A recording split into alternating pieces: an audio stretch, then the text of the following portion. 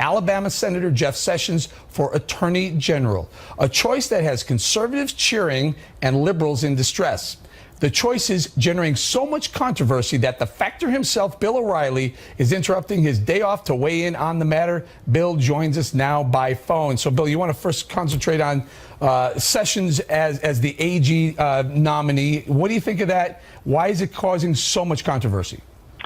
Well, if you know the Alabama senator, you know he is one of the most anti-illegal alien chaos politicians in the country. So this is a statement, first of all, by Donald Trump that says we're going to go after alien criminals. All right, so because this guy, Sessions, former Justice Department official, is going to do that.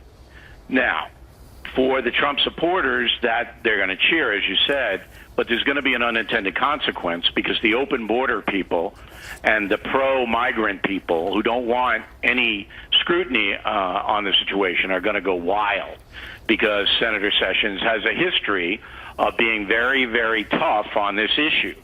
So it is going to be some controversy. But here's the irony of it all. He'll get confirmed. Sessions will get confirmed, and so will Pompeo, and so will the general, because in 2013, Harry Reid and the Democrats put forth the so-called nuclear option, where it's just a straight up or down vote in the House and Senate. And so the Democrats can't stop it.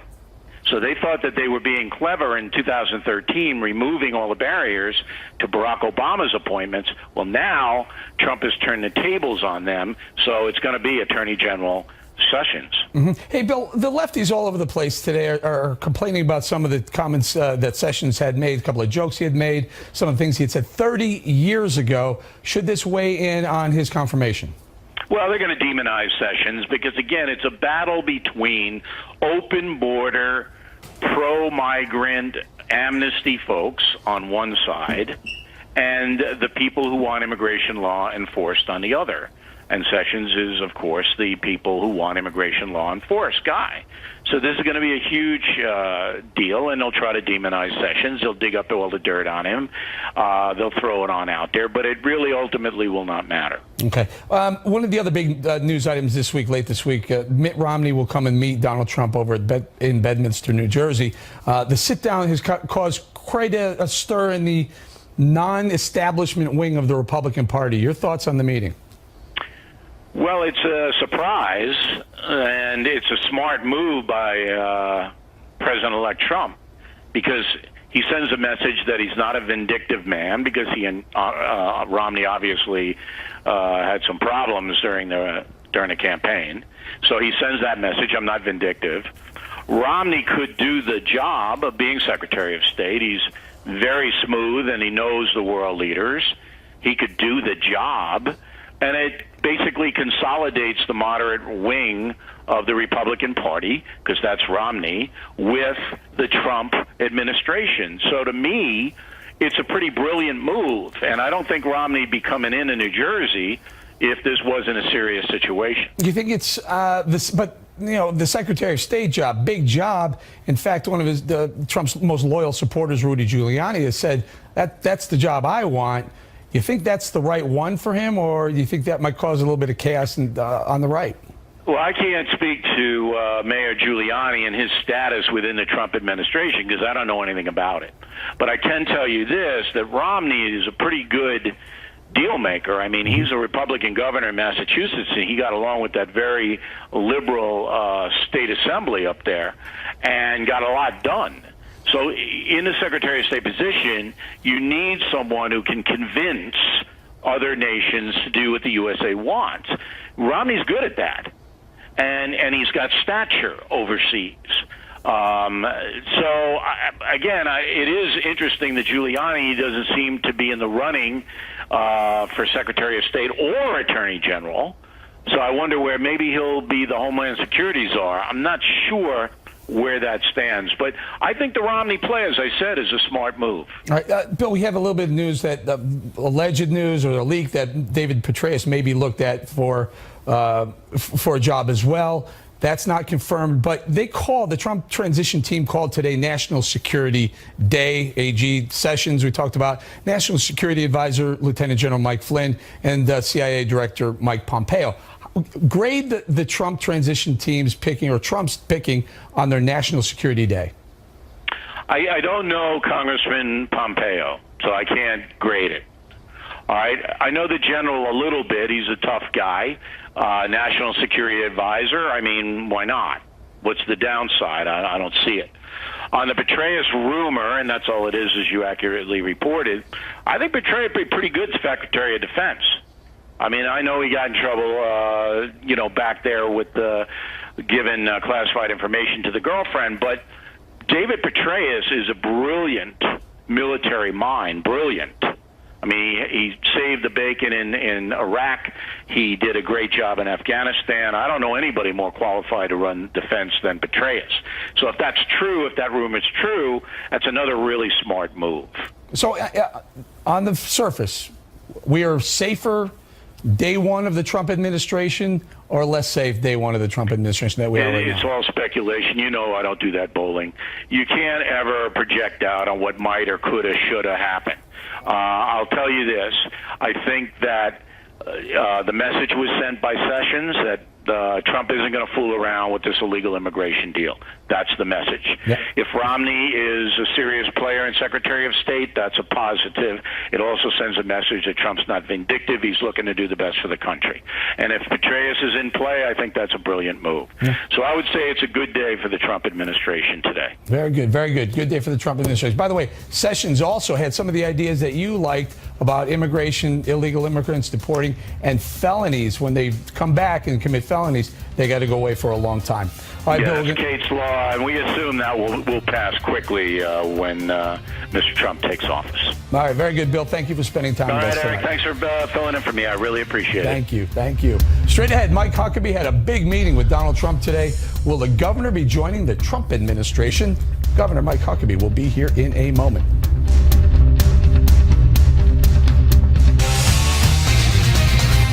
In the personal story segment tonight, former Arkansas governor and Republican presidential candidate Mike Huckabee had a meeting with President-elect Donald Trump today. Mr. Huckabee joins us now. So, Governor, I'm going to have a little fun with you. Go ahead. Have a little fun. Everybody does. Congratulations. Were you offered a job today? We talked about an opportunity, but, I'm not sure it was the right fit. So, here's the thing. I want Donald Trump to be successful. Can I just stop you? Go ahead. Because a lot of people have speculated on what job Mike Huckabee might be offered, and ambassador to Israel was one of the things floated. That was not something that was even discussed, and it's been all over the news that it not only was discussed, but that it was a done deal. Yeah. Where the press comes up with this stuff, they only know, but it was totally manufactured, not true. I was there when you came down, and I saw you. There was a gaggle. There's behind the rope. There's a bunch of press people, and people talked to the press people.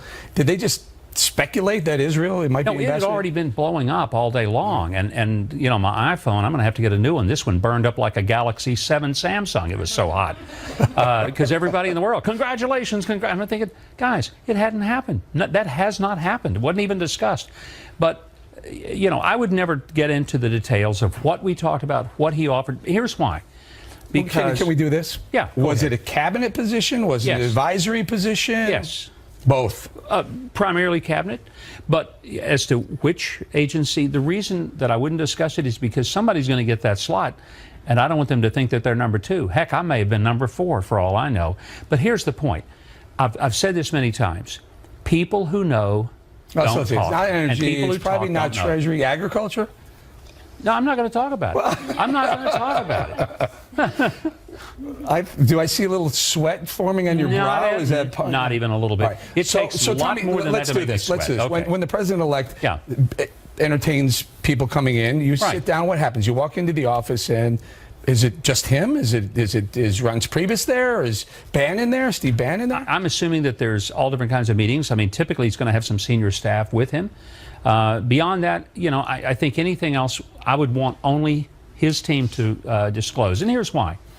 When you have a meeting of that level with somebody, the number one thing you need to bring, other than your loyalty to the president-elect and ultimately to the president, is your ability to keep your mouth shut. Because if you can't be trusted in that setting, you can't be trusted.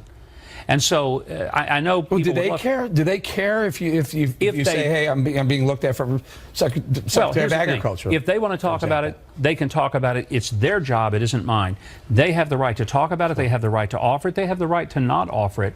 I don't feel like that I have the right to go out and discuss it. And it's just a principle with me because I've been in the position as a governor when you talk to people about jobs and they go out and leak all over the place. And sometimes what they say is either not true, not full, not complete. And look, here's what I will tell you. I think Donald Trump is going to be a fantastic president. He is a decisive executive. He surrounds himself with people who make decisions and he delegates, which is the mark of a great executive. He also is moving much more quickly than the press give him any credit for. Yeah. I mean, that's a machine over there. They're moving this thing along. But to his credit, he's not just filling slots. He's looking for people who fit not a slot, but who fit a team for a specific mission.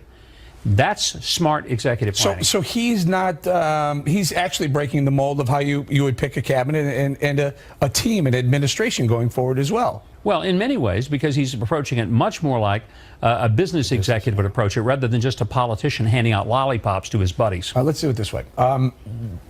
What would you like? What would I like? I'd like America to be great again, Eric. Me too. Look, I'm not in it. As far as I've never been in it for a job. January 21st, where would Mike Huckabee like his office to be? I'd like to be out there just cheering him on as president. And, you know, I know everybody thinks that I went out and supported him because I wanted the job. I'm happy with what I'm doing. I'm happy in the private sector. And I made it very clear to him, I'm not angling or elbowing for some federal job. My life will be just fine if I don't get a federal paycheck. Probably be a heck of a lot better, to be honest with you. Let me tell you what. All of us as Americans need to get behind this man. He has the ability and capacity to do big things and bold things. We're at a point in our country, that's what we need. And contrary to all the media reports, I can tell you very, very pointedly, the transition team is not in disarray. No. Here's what I want you, we only have about a minute or so. Okay. Mitt Romney coming to Bedminster this weekend. Your thoughts? Well, I think it's nice of Mitt to come and show up. I hope he comes hat in hand. I hope he makes an apology for the things he said about Donald Trump. He was wrong. He was hurtful. He hurt the party. He hurt Donald Trump. Donald Trump still won. He owes Donald Trump an apology, and he owes him his support. Too little late for anything in the election, but that's what I hope happens. It's a big, big thing of Donald Trump that he's willing to meet with Romney and have that sit down with him. Does he owe Mike Huckabee an apology? Does he owe Sarah Huckabee an apology? No, he didn't do anything to me, didn't do anything to my daughter, but he did something to Donald Trump, who was the elected nominee of our party. And I think that all of us who helped Mitt Romney when he was our elected nominee and he had gotten the most votes, we got behind him because that's what parties do. And that's what he should have done. He didn't, but he can make some amends for it by what he does this weekend. Let's hope he does. Governor Huckabee, thank you very much. Good to see you, Eric. All right, next on the rundown, will Rand Paul try to block any of Donald Trump's cabinet nominees? The senator joins us when The Factor comes right back. In the Impact segment tonight, the Senate and the Trump administration. Most cabinet positions require Senate confirmation, but some of Donald Trump's cabinet choices are already facing opposition, and not just from Democrats.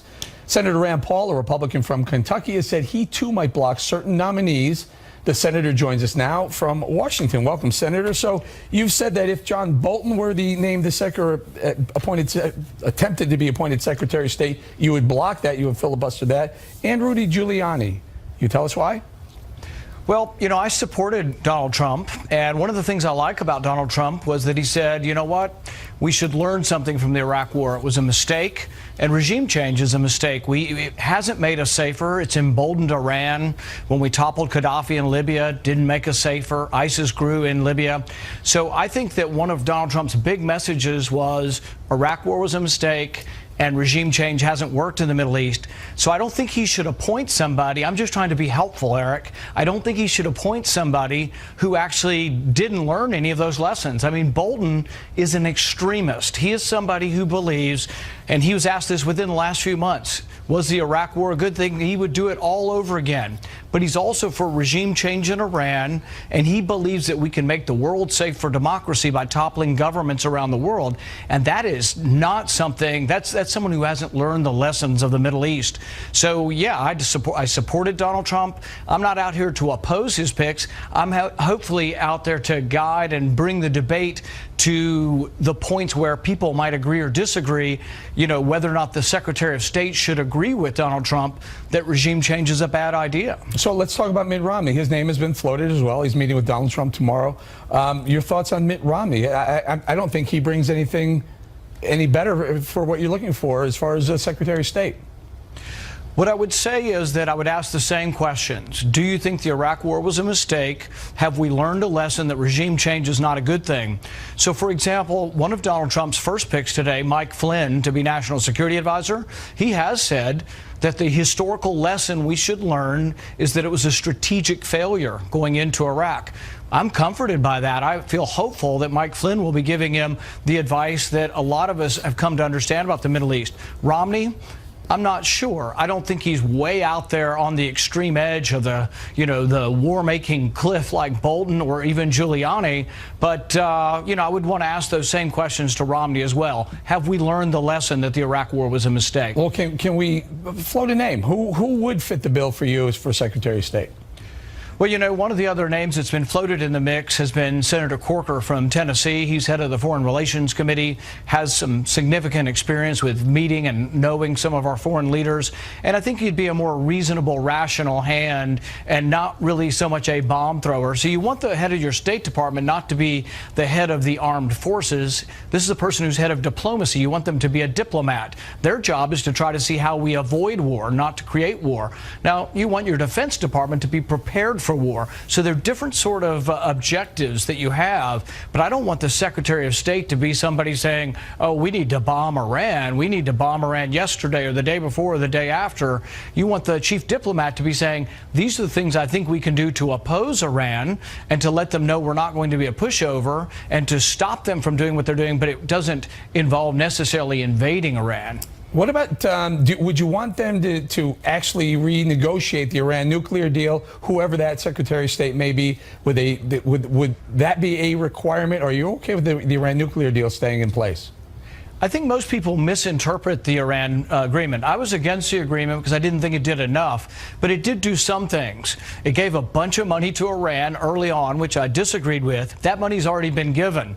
And now Iran is expected to comply with nuclear sanctions, not conventional weapon sanctions, but nuclear sanctions. So far, there hasn't been evidence presented that they have not adhered to the nuclear sanctions. What everybody's complaining about, I still complain about as well, is that they keep sending arms to other proxy groups fighting in wars around the Middle East, and that they keep developing conventional weapons. But that wasn't part of the agreement. So really what you need is a new agreement. Yeah. Now, whether or not they are a negotiating partner that we can rely on, that's the real question. Okay.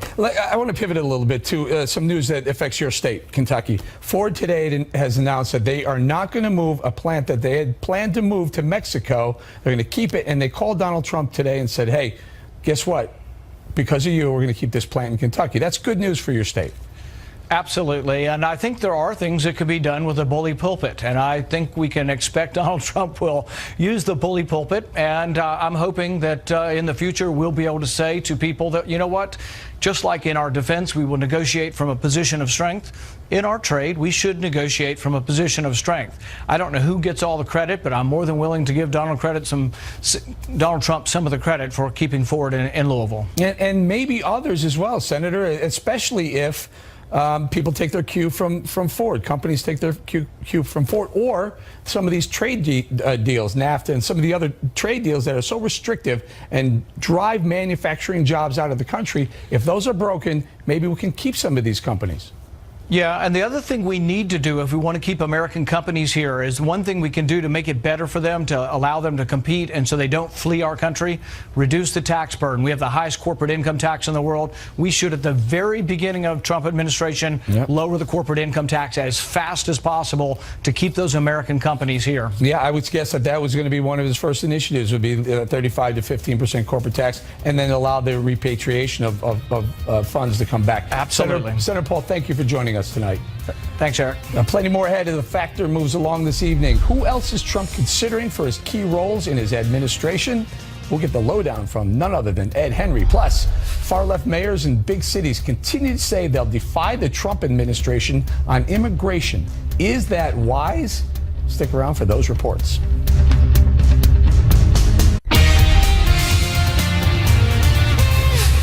In the Factor follow-up segment tonight, Donald Trump still has several key posts to fill to that end. He'll be meeting with several people over the weekend, including a face-to-face tomorrow with one of his harshest critics, Mitt Romney. Joining us now with more, Mr. Ed Henry. Good to see you, sir. Yeah, earth-shattering. Mitt Romney? Yeah, this guy ran the Never Trump movement for a long time. He called him a phony and a fraud in a speech in March. That's what he called Donald Trump. And Trump, you remember in the first Fox debate, said something like, this guy's a loser, he's a choker, he blew the 2012 election. So here's the bottom line. I think Donald Trump is making a sincere effort here, the president-elect, to reach out to some of his former foes, Romney, as well as Ted Cruz, who he met with this week as well. But look what happened with Cruz. Within a day of the meeting, it turns out, no, he's not going to be Attorney General. He may still be nominated to the Supreme Court. That's a possibility. But no, instead, Attorney General goes to Jeff Sessions. I think the same is going to happen from what I'm hearing with Mitt Romney. It's going to be a sincere effort, patch up the differences, but in the end, one transition official told me, this is kind of a head fake, it was described to me, to Mitt Romney. You know, does Romney know this? Romney's flying from He has to know that New Jersey. The president-elect is not going to say, the person I want to represent me in the United States around the world is somebody who called me a fraud. That's the bottom line. And so I think it's sincere about reaching out, but not sincere about being Secretary of State. So while this is going on, Mayor Rudy Giuliani has said he wants the Secretary of State. He's indicated he wants the Secretary of State job. I noticed he hasn't been on TV for a few days. I think he's trying to work out some things behind the scenes. I'm hearing from people inside the transition that it's become a little more complicated than they first expected. What I heard from a transition official was they're hearing from the president-elect he wants to, quote-unquote, save Rudy. What does that tell me? It tells me two things. One, that maybe they think the nomination process, if he were to be nominated to be Secretary of State or it had been Attorney General, would be more complicated. I'll get to that in a second. And secondly, though, save him means the president-elect wants to work it out. It's different than with Chris Christie, where it was under the bus, my friend. With Rudy Giuliani, there is basically nobody, as you know, closer to the president-elect than Rudy Giuliani. And so what I'm hearing is that save Rudy idea is, it's not that he's in deep trouble or something, it's that his business, international business dealings, since he's left as mayor, he's made a lot of money. He's entitled. It's a free country, but it gets complicated. The kind of money, the clients he's had, if he wanted to be Secretary of State, it brings up some of the same problems as the no Clinton more complicated than Clinton Foundation. Well, but after both Rudy Giuliani and President-elect Trump spent a lot of time beating up on the Clinton Foundation, you don't want that to boomerang on you. So again, he could still be Secretary of State, but they're working this. We're talking about a Senate confirmation that needs 51 senators. The Republicans have 51 senators, very close. And maybe 52, depending on Louisiana. Yeah, and you would expect that there'd be some Democrats that would support Rudy Giuliani because before this campaign, especially after 9/11, he was a very nonpartisan figure. Eddie. You go, listen, you didn't have a problem with the Clinton Foundation. Why do you have a problem with Rudy Giuliani? You could certainly try, and that's why the key word was save. It wasn't under the bus. We still want him. Also, quickly, I'm hearing from people in transition, in the end, it doesn't matter if Giuliani is secretary this or that. He will be right next to the president, and in some cases, he could end up being more influential as an informal advisor than being in the cabinet. You heard that from Mike Huckabee. We've heard that from Ben Carson. Just because you have secretary next to your name, we've seen in cabinets, you get buried sometimes. It's better to just have influence and be a key advisor. Good point, good point. Let's talk a little bit about the news that came out this afternoon. Trump University, there was a settlement in that lawsuit. Well, look, on his face, it's a little bit of a flip-flop for the president-elect. Let's be blunt. Let's be truthful, which is that some months ago he said, I will never settle this case on principle. Well, things change, and I think it makes sense why he decided to settle it. What's changed is he's the president-elect, and he's getting all this heat that the transition is slow. I think that's been debunked, because in fact today he showed a flurry of activity, not just random activity, but key posts. Why not? National security. Get this off my desk. This thing is just making too much noise over here. So he doesn't admit any wrongdoing. He gets it. It's a nuisance suit to him. Move on. Do you have any surprise picks? You hearing anything? I mean, off, not holding anyone. Fox isn't calling anything, but no, hearing any I think names? another meeting that's interesting tomorrow is Michelle Rhee. She's an Asian American woman. She had run the schools in Washington, D.C., which have been in deplorable conditions for a long time. She improved it, and she took on the teachers unions. Why is that important? Well, I think she's somebody who could actually shake up the education department, number one. And number two, what you're hearing is it's early, but the early picks have been all white men. I think they should pick someone for the education secretary that will close the agency Turn down. the lights out. Yep, close. That's it. We're done. She's somebody, Michelle Rhee, who would shake it. Very good, Ed. Thank you very much. When we come right back, there's been fierce reaction from the left over Donald Trump's picks for national key security positions. One of those critics will be here next. You won't want to miss this. Thanks for staying with us tonight. I'm Eric Bolling in for Bill O'Reilly in the Unresolved Problems segment tonight. And boy, is this aptly named. The left and the Trump administration. Liberals are slamming some of Trump's early choices for advisors in cabinet positions, especially immigration hardliner Jeff Sessions for Attorney General. Joining us now from Los Angeles, Leo Terrell, a civil rights attorney. Welcome, Mr. Terrell. So... Thank you very much. Let me guess. You don't like the fact that Jeff Sessions has been tough on immigration for the entirety of his career. No, let me tell you the truth. First of all, the drain the swamps argument by Trump is over because Sessions is an insider. But here's the problem. Here's a man who's been appointed as the Attorney General, if confirmed by the Senate, who was rejected as a federal judge for making racial comments. He was rejected in the 80s after being a Reagan nominee for the federal court. 30 years ago, sir. But 30 years ago, this happened. Those words matter when it comes to calling an African American the N-word, saying that the Klan was an okay organization. More importantly, this is the same man who said that it's okay for the Muslim ban. And Eric, he was against the bipartisan bill on immigration. Of some sort of registry or at least some sort of extreme or enhanced vetting for Muslims coming into the country, especially from terror sponsors, state-sponsored terrorists.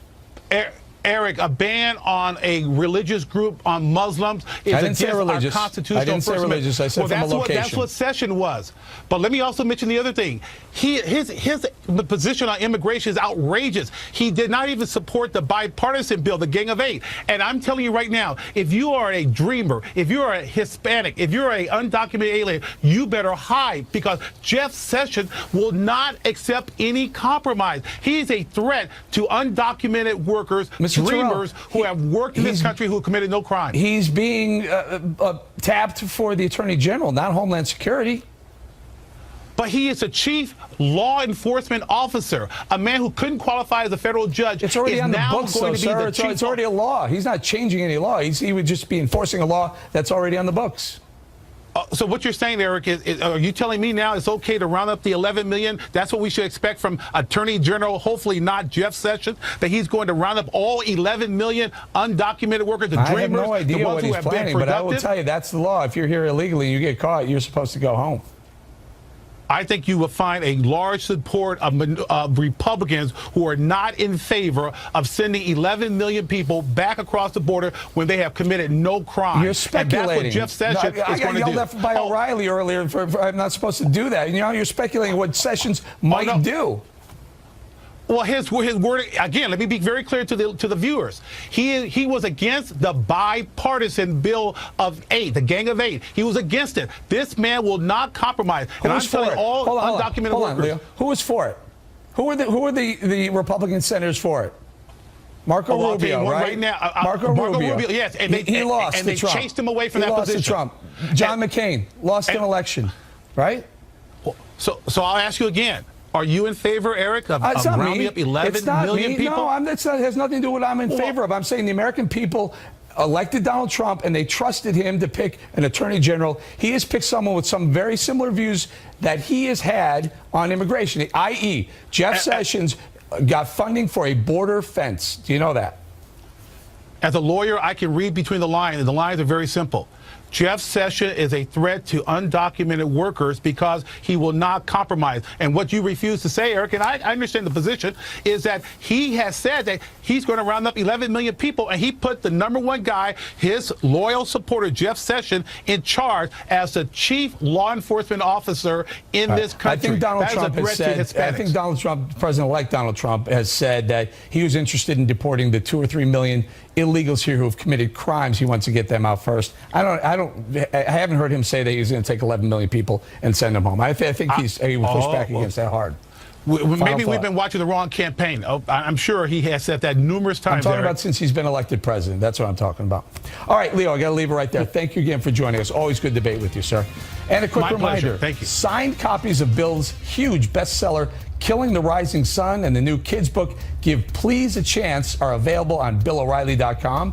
And don't forget, tickets to the Spin Stops Here live show starring Miller, O'Reilly, and Waters. Make great Christmas and Hanukkah gifts. You can get them in Tulsa, Oklahoma, Reading, Pennsylvania, Omaha, Nebraska, Tacoma, Washington, and Westbury, Long Island. Info on BillO'Reilly.com. But next, right here, will this man be the next U.S. ambassador to the United Nations? Rick Grenell joins us just ahead.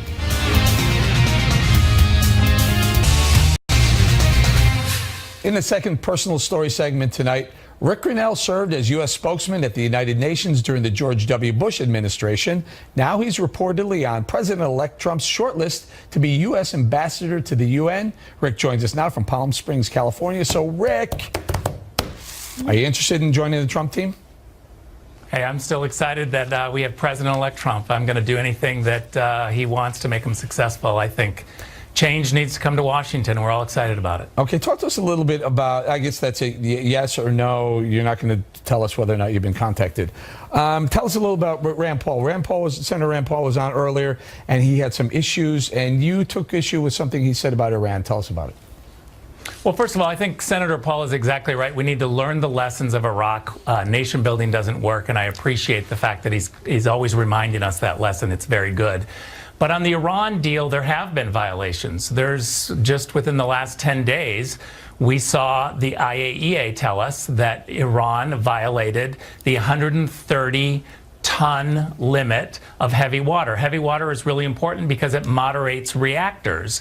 And this specific Iran deal says that if they go over the 130-ton limit, they're supposed to make that available on the international marketplace and sell it. They're not allowed to keep it, except they kept it. So they violated that right away. I think that an administration worried about keeping Iran's feet to the fire would have immediately called a Security Council meeting, would have said this is a violation, asked to be fixed. If they didn't fix it, then you go to the Senate and you ask for sanctions, at least start with U.S. sanctions, maybe roll out banking sanctions right after that. There are things that we can do. Certainly, we have to start over. Yeah, it's not an ideal situation. Those are the sanctions we had, and we lifted those. I want to focus in on Syria policy. We've had, I don't know what we've had. We've had a hodgepodge of Syria policy over the last few years. What is the right answer in Syria? And if Rick Grenell were UN ambassador, what would he recommend to the president? Well, first of all, the president-elect is going to have to decide what is the U.S. policy going forward. Do we get rid of Assad? The current policy from Obama is that Assad must go. The Russians have stood up to us and said, no, no, no. We don't want Assad to go. And matter of fact, we're going to move military hardware inside Syria to challenge the U.S. policy. So the first question we have to ask ourselves, are we going to continue the Obama policy that Assad should go? Or are we going to find a different way to kind of destroy ISIS, limit what's going on inside Syria, allow Assad to stay? That's a big question. Very tough. It's a tightrope you have to play, because are you going to step on Russia's toes, or are you going to play ball with Russia? And clearly we have a common enemy foe in here, is ISIS. But you know, a lot of the money that ISIS is getting can come from someone we're supposed to be siding with. Yeah, no, there's no question. We've always negotiated with Russia wrong. We have always used arguments, even when I was in the Bush administration, we've used moral arguments to try to persuade the Russians to do something. Moral arguments don't work with the Russians. They think in terms of economic ties. They want to talk about who's going to get the oil, what part are they going to get later. I mean, there's a whole bunch of issues that the Russians respond to, but it's not moral. Is it a bad idea to work with Russia to eliminate ISIS in Syria and let Assad stay? It's not a bad idea to work with Russia ever. I think you've first got to decide what's in the best interest of the United States. What is our national security interest? Once you answer that question, then you can work with our allies to try to figure out where the policy goes. Okay. Very quickly, I only have about a minute or so. We have Hillary Clinton was part of a group that blew up the Libya policy as well. Samantha Power was there as well. What your thoughts on Libya quickly? Look, it's a mess. I think we gotta work with our allies in the region. We've got to start talking to people in a way that shows that we have strength. We've got to be able to say, look, this is what's going to happen. This is where we want you guys to go. Diplomats at the UN are dying for Americans to have a strategy. It's not just a humanitarian strategy. This is a peace and security strategy. We have to think about national security, not just responding to the latest humanitarian crisis. All right, Rick, we're going to leave it right there. Thank you very much. All right, a quick footnote. There's a new Contributing Factor podcast on BillO'Reilly.com and iTunes featuring pollsters who correctly predicted Trump's win, both of them. And when we come right back, a showdown is brewing between Sanctuary City mayors and Donald Trump. We'll tell you all about that directly ahead.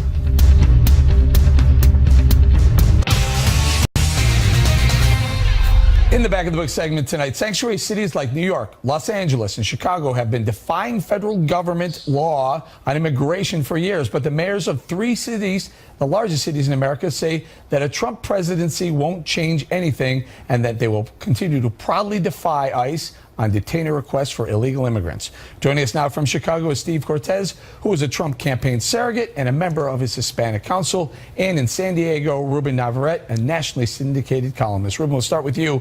Why do you think, let me ask you, do you think sanctuary cities should still defy federal law?